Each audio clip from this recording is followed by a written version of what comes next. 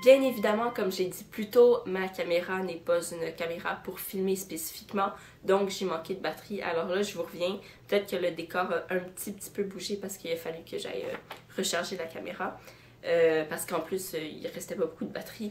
Donc bref, je continue et j'ai sauté de joie en fait quand j'ai vu où j'étais rendue dans le vidéo parce que ça l'a coupé à la fin d'une question au début de l'autre. Donc c'était parfait en fait. On dirait que la caméra travaille pour moi, je suis vraiment contente. Bref, j'étais rendue à la dernière partie des questions, celle que je réservais à la fin parce que c'est des questions vraiment de conseils de lecture, une question qu'on me pose souvent, soit les gens qui ont peur de commencer certaines lectures et en rapport avec les classiques ou les contemporains. Donc c'est vraiment deux grosses questions.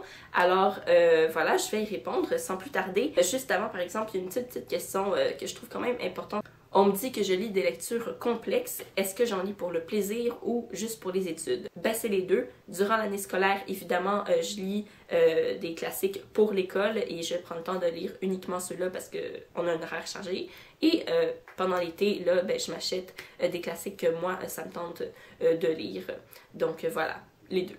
Maintenant, passons aux deux grosses questions. On va y aller avec un des premiers sens, donc je lis des romans contemporains, des romans jeunesse, young adult et tout, et j'aimerais me lancer dans les classiques. Alors, je vous ai noté quelques noms, quelques romans. J'espère que vous les aurez pas tous déjà lus à l'école, dans le fond, puis je suis pas une experte, là, je suis pas une professionnelle, je suis pas une libraire, donc je vous dis, je donne des conseils au mieux de ma connaissance. Alors, voilà. Donc, le premier nom que je pourrais vous proposer, que là, c'est vraiment pour les lecteurs débutants, mais qu'un lecteur avancé peut apprécier aussi, c'est Balzac. C'est un bon auteur avec lequel commencer parce que, je veux dire, c'est simple, mais il y a de l'action aussi, c'est intéressant. Le défi avec Balzac, par contre, mais je trouve que c'est une bonne préparation au reste de toute la littérature, c'est qu'il fait des très longues descriptions. Donc, moi, aimant les descriptions, par contre, ben, j'adore ça, hein, et ça me pose pas de problème parce que j'aime les descriptions.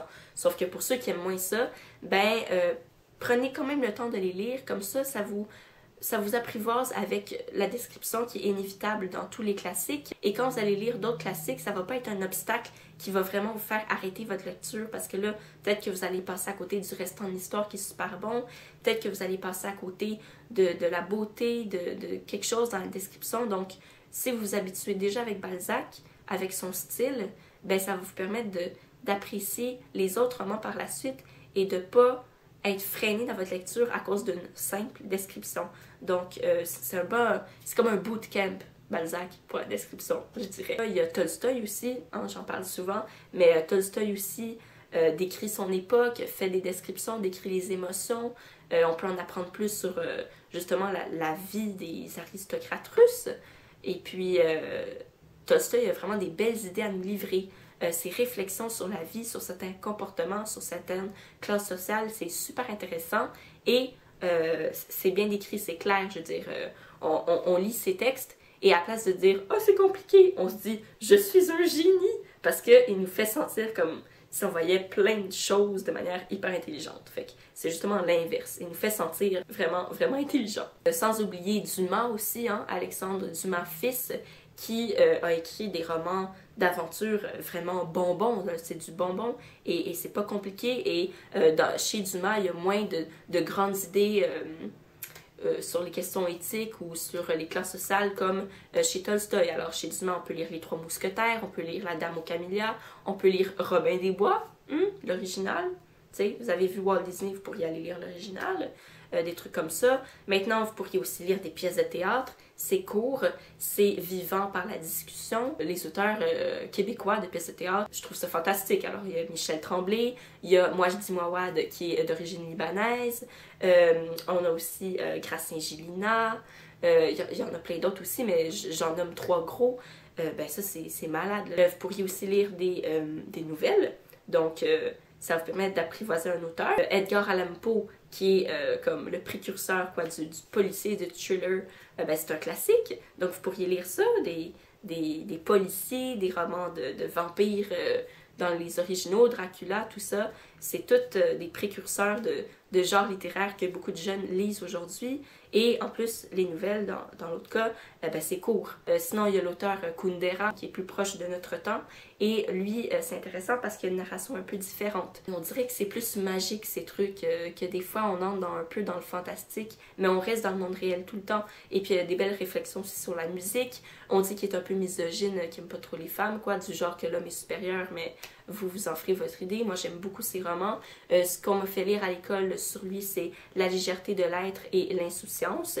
Donc, c'est des très bons romans et ça change un peu de l'organisation française classique. Je sais qu'il y a une adaptation en BD de La recherche du temps perdu de Proust et puis, paraît-il qu'elle est vraiment bonne. Et ça, c'est mon prof de littérature au cégep qui me l'a dit. Donc, la BD doit pas être mauvaise. Alors, si vous avez vraiment peur de Proust, mais que ça vous tente quand même d'essayer, ben allez lire les adaptations en BD. Et puis ensuite, vous avez des images, le texte est bien fourni, puis ensuite, comme ça vous prépare bien pour le roman.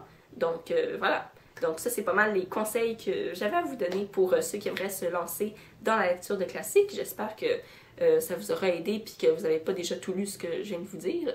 Maintenant, pour la deuxième question, soit ceux qui aiment déjà beaucoup les classiques, mais qui ont peur, qui vivent une certaine appréhension à l'idée de se lancer dans les romans contemporains, dans les romans ados, young adultes qu'on publie aujourd'hui, eh bien, ce que je vous conseille, parce que, en fait, votre situation, c'est un peu ma situation aussi quand j'ai commencé BookTube. Donc, ce que je vous conseille de faire, vous pourriez commencer à vous lancer dans des lectures d'auteurs qui ont reçu genre des grands prix hyper fancy de littérature avec comme reconnus pour avoir mis des grandes idées dans leurs livres, qui ont reçu des prix prestigieux ou qui sont même à l'Académie française.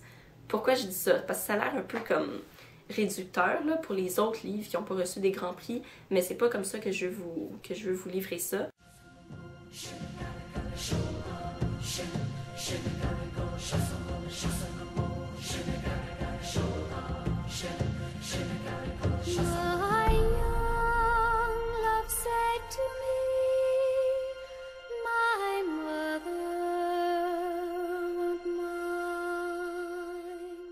Sinon, vous pourriez encore vous lancer dans la lecture de romans historiques.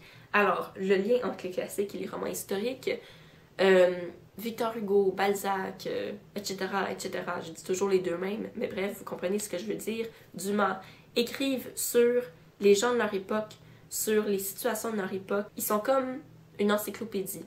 Et les romans historiques, dans un sens aussi, sont une encyclopédie parce que c'est un auteur d'aujourd'hui, d'où la contemporanéité, qui écrit sur un événement du passé, sur une époque, la vie à cette époque-là, quoi. Dans ce sens-là, ça ressemble au classique. Et aussi, il y a une certaine recherche de style, parce que quand on écrit un roman historique, c'est toujours écrit un peu différemment. Pour ceux, justement, qui ont peur de lire des romans contemporains à cause du style, ben, je trouve que les romans historiques, c'est une bonne alternative. Et sinon, il y a plein de romans pour adolescents, des romans jeunesse aussi beaucoup, qui ont une recherche de style dans leur écriture. Que si, certes, l'intrigue est simplifiée, si c'est vraiment un roman pour enfants, ben, c'est bien écrit. Donc, il y a une série, par exemple, qui, justement, a une belle recherche de style en même temps que l'histoire est palpitante. C'est un roman classé jeunesse, mais les adolescents peuvent le lire. Moi, j'ai lu récemment, je vais vous le présenter dans le bilan qui s'en vient. C'est la trilogie Elana, écrite par Pierre Bottero, qui est une extension de la série principale La quête des Willan. Dans la trilogie Elana, il y a carrément de la poésie pure et dure, parce que la poésie fait partie d'une manière de s'exprimer de certains personnages de la série. Il y a le don d'enchaîner les événements, d'expliquer une pensée, il y a une écriture fluide, belle, et justement, ça c'est un exemple d'un auteur pas classique, qui fait des super bons romans, quoi. Donc, lui, je vous conseille, et puis parlant d'auteurs que moi je connais, allez lire des auteurs dont vous entendez beaucoup parler, allez lire des auteurs que vos amis ont beaucoup aimés, allez lire quelque chose qui est déjà dans un terrain connu. Parce que si vous avez peur de vous lancer dans le contemporain, c'est parce que en même temps, vous avez peur de l'inconnu. Alors, si déjà vous vous lancez dans un livre que vous n'avez pas lu, mais que quelqu'un d'autre connaît, et que vous pouvez vous fier à son avis, ben déjà, ça rend la chose un peu plus connue. Vous pouvez plus apprivoiser cette lecture-là.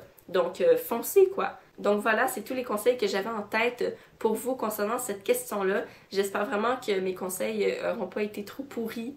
Je fais vraiment du mieux que je peux, mais voilà, c'est selon mon expérience, puis je trouve vraiment que moi, ces étapes-là, ben ça m'a moi aidé personnellement à vraiment transitionner vers les romans contemporains. Sinon, c'est tout pour la vidéo d'aujourd'hui. J'espère vraiment que vous avez apprécié encore une fois. Et puis, je vous souhaite de passer une super belle journée, des très belles lectures évidemment. Et on se voit la prochaine fois. Bye!